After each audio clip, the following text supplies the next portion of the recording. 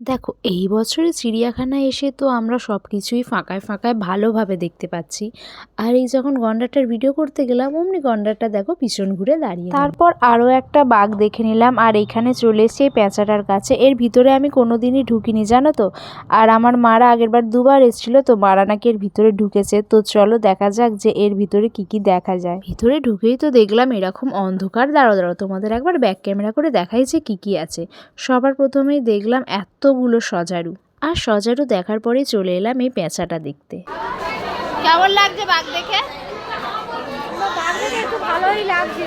আজকে বাঘ, সিংহ, হাতি সবই দেখতে পেয়ে গেলাম। অন্যবারে এত ভিড় থাকে আমরা ঢুকতেই পারি না, দেখাতে দূরের কথা। আর এই যে এইখানের এই কুমিরগুলো, আদৌ এগুলো জ্যান্ত না মরা সেটা তো আমি ভেবেই পারি না, কারণ প্রত্যেক বছর এসে দেখি ওই কুমিরগুলোই একই জায়গাতে রয়েছে। তোমরা কে কে আমার মতো এই চিড়িয়াখানায় যেতে ভালোবাসো আমাকে কিন্তু অবশ্যই জানিও। আর এই ক্যাঙ্গারুটা জানো তো, প্রথমবার দেখলাম লাফিয়ে লাফিয়ে কি সুন্দর করলে বাচ্চাকে নিয়ে যাচ্ছিল, দেখে তো ভীষণ ভালো লাগছিল।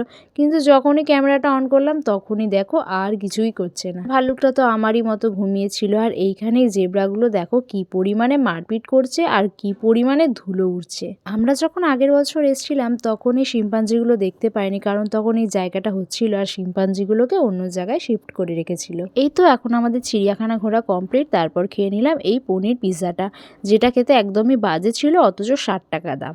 তো চলো এবার তাড়াতাড়ি করে বাইরে বেরোনো যাক।